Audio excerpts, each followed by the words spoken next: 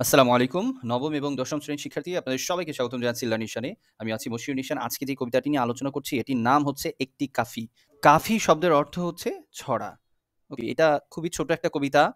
আর এই কবিতার ভেতরে বেশ কয়েকটা ওয়ার্ড রয়েছে যে শব্দগুলি অনেকেই বুঝতে পারছে না বা না পারার ফলে এই কবিতাটা একটু দুর্বোধ্য রয়েই যায়।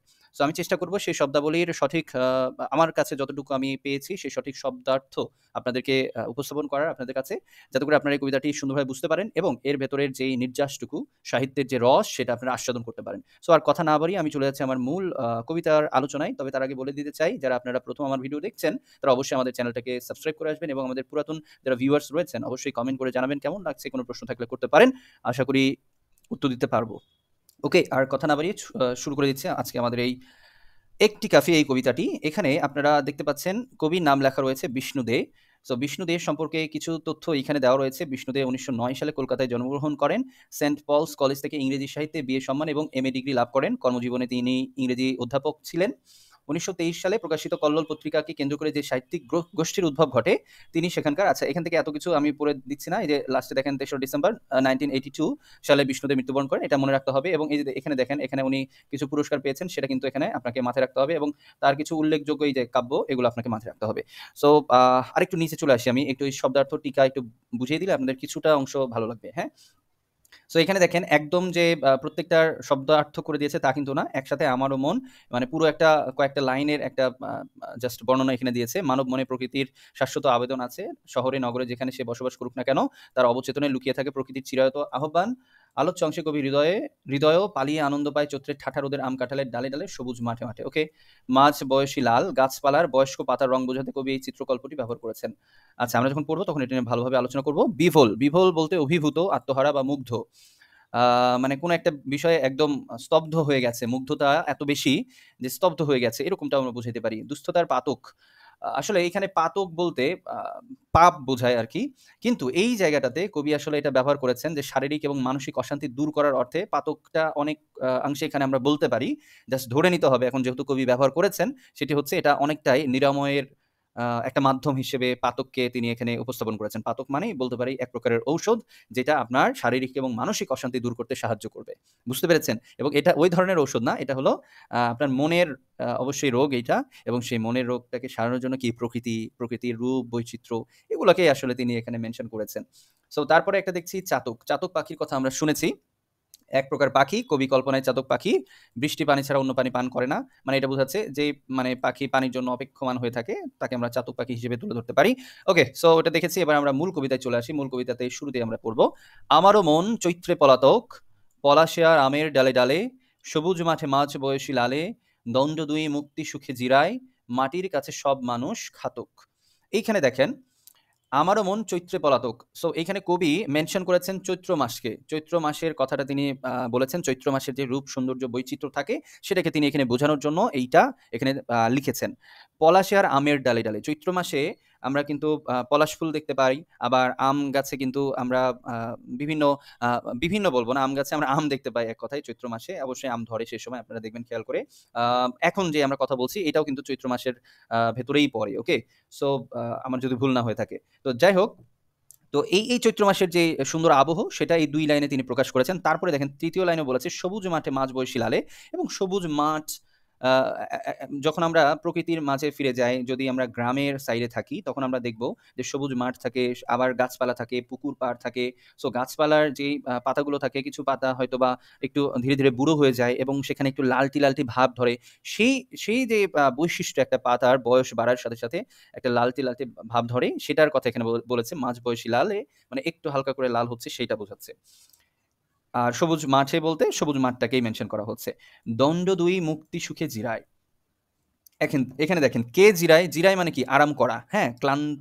ক্লান্তি থেকে মানে আপনি একটু অবসরে আছেন, একটু নিজেকে আ সময় দিচ্ছেন, একটু বসে আছেন, নিজেকে শান্ত করার চেষ্টা করছেন। এটাকে আমরা জিরানো বলতে পারি। ঠিক আছে? সো কি জিরাচ্ছে? এই যে আমার মন, মানে কবির মনটা কিন্তু এখানে একটু আরাম করছে। অ্যান্ড দণ্ড ২, দণ্ড বলতে আমরা অনেকেই এটার সাথে পরিচিত, বাট আমরা জানি না আসলে দণ্ড বলতে কতটুকু সময়কে মেনশন করে। দণ্ড ২ মুক্তি সুখে। মানে ২ দণ্ড তার মনটা মুক্তির সুখে, মানে একদম প্রকৃতির মধ্যে যখন আপনি যাবেন আপনার কাছে মনে হবে চারিদিকে কোনো কোলাহল নেই, পাখির কিচিরমিচির থাকতে পারে। এমনিতে কোলাহল বলতে আমি বলছি শহরের যে কোলাহলের কথা সেটা, বা দেখা যাচ্ছে ধুলা ময়লা, হ্যাঁ? এই পরিবেশগত যে একটা বাজে অবস্থা থাকে শহরগুলোতে সেগুলো নাই। একদম পরিষ্কার পরিচ্ছন্ন সুন্দর প্রকৃতির মধ্যে প্রাকৃতিক বাতাস পাচ্ছেন। এরকম সময় আপনি আপনার মনটাকে অবশ্যই ফ্রি মনে করবেন, অবশ্যই স্বাধীন মনে করবেন। সো সেই জায়গাতে দণ্ড ২ বলতে আমরা বুঝবো দণ্ড সময়ের একটা অংশবিশেষ প্রকাশ করে। যে ২৪ মিনিটকে ১ দণ্ড বলা হয়। সো ২ দণ্ড হইলে তাহলে কত? ২৪ দুগুণ ৪৮, তাই না? ৪৮ মিনিটকে আমরা তাহলে ২ দণ্ড হিসেবে ধরে নিতে পারি। তো এই ২ দণ্ড কবির মন সেখানে এই প্রকৃতির মাঝে চৈত্র মাসে যেই সুন্দর বৈশিষ্ট্য রয়েছে তার ভেতরে জিরায় বা আরাম করে। তারপরে দেখেন শেষের লাইনটাতে কি বলেছে? মাটির কাছে সব মানুষ খাতক। খাতক বলতে বোঝাচ্ছে ঋণী। খাতক বলতে কি বোঝাচ্ছে? ঋণী। সো মাটির কাছে বলতে এখানে বোঝাচ্ছে নিজ মাতৃভূমি হতে পারে, নিজ গ্রামাঞ্চল হতে পারে, প্রকৃতির কাছে হতে পারে। সব মানুষই কিন্তু ঋণী। কারণ প্রকৃতির যে অপরূপ বৈশিষ্ট্য, সৌন্দর্য সেগুলো প্রত্যেকটা মানুষকে কিন্তু অনেক বেশি ভালো লাগা দিয়ে থাকে, ভালো লাগা সৃষ্টি করে। মানুষের মধ্যে অনেক আ আ সুন্দর, সুন্দর দিক তুলে ধরে। তো সেই দিক থেকেও যদি আমরা ভেবে থাকি তাহলেও আমরা বুঝবো যে আমরা প্রকৃতির কাছে, আমাদের জন্মভূমির কাছে অনেকটাই কিন্তু আমরা ঋণী হয়ে থাকি। ওকে? সো এবার আমরা চলে যাব পরের যে স্তবকটা রয়েছে সেখানে। বিভোল মনে অবাক চেয়ে থাকে, সারা দুপুর হেলাফেলার হীরায়, উদাস মন হাওয়ার পাকে, পাকে। এই ৩ টার কথা বলি। বিভোল বলতে কি? আত্মহারা। একদম ওই যে আমি বললাম কোনো একটা কিছু দেখে আপনি স্তব্ধ হয়ে গেছেন, এতটাই সুন্দর হয়েছে। আপনি নিজেকেই হারিয়ে ফেলেছেন। এরকম একটা মনে, আপনার মনের অবস্থা যখন এরকম অবাক চেয়ে থাকে, সেখানে আপনি অবাক চোখে চেয়ে আছেন। এই সৌন্দর্যকে আপনি অবাক চোখে দেখছেন। সারা দুপুর হেলাফেলার হীরায়। সারা দুপুর, দুপুর বেলাটা এই সময়টা চৈত্র মাসের দুপুর বেলাটা আমরা অনেক সময় কি করি? দেখা যাচ্ছে যে বসে আছেন অথবা আপনি একটা অবসর সময় কাটাচ্ছেন। এই হেলাফেলা বলতে আমরা বুঝবো যে কোনো কাজ নেই, কোনো রকমে একটু সময় কাটিয়ে ফেলা এই কথাটা বোঝানো হচ্ছে। তো সারা দুপুরটা এরকমভাবে অনেকেই কিন্তু আমরা কাটিয়ে থাকি এই সময়। আর প্রকৃতির মাঝে হলে তো অন্যরকম কথা। গ্রামে অনেক সময় আপনারা দেখবেন বসার জন্য কিন্তু মাচাং তৈরি করা হয় বাঁশের চাটাই দিয়ে। এরকম জায়গায় কিন্তু মানুষ বসে থাকে দুপুর বেলায়। আবার বিকেল বেলাতে বসে থাকে। সো এরকমই একটা কোনো অবস্থা হবে অথবা আপনি নিজ ঘরে শুয়ে আছেন এই দুপুর বেলাটা বাহিরে জানালা দিয়ে তাকিয়ে আছেন প্রকৃতির মাঝে। এরকম অবস্থা এখানে আমরা আ কল্পনা করতে পারি। পরের ৩ নাম্বার লাইনটা কি? উদাস মন হাওয়ার পাকে, পাকে। এবং আমরা কিন্তু দেখে থাকবো চৈত্র মাসে একটা সুন্দর বাতাস বয়ে যায়। সবসময় বাতাস বয়ে যায় এরকমটা বলব না। তবে মাঝে, মাঝেই আপনি দেখবেন জানালা খুললে, আর যদি আপনার বাসাটা হয় কোথায়? একটু মাঠের আশেপাশে চারপাশটা একটু খোলামেলা জায়গা থাকে, তাহলে কিন্তু আপনি বাতাস পাবেন। জানালা দিয়ে প্রচুর বাতাস আসে। বা সামনে আপনার উঠানে যদি আপনি দাঁড়ান প্রচুর বাতাস পাবেন। সো সেই উদাস মন ওই হাওয়ার পাকে, পাকে এই বাতাসের সাথে, সাথে বাতাস বয়ে যাচ্ছে। বাতাসের আ আ সঙ্গে, সঙ্গে কি হয়?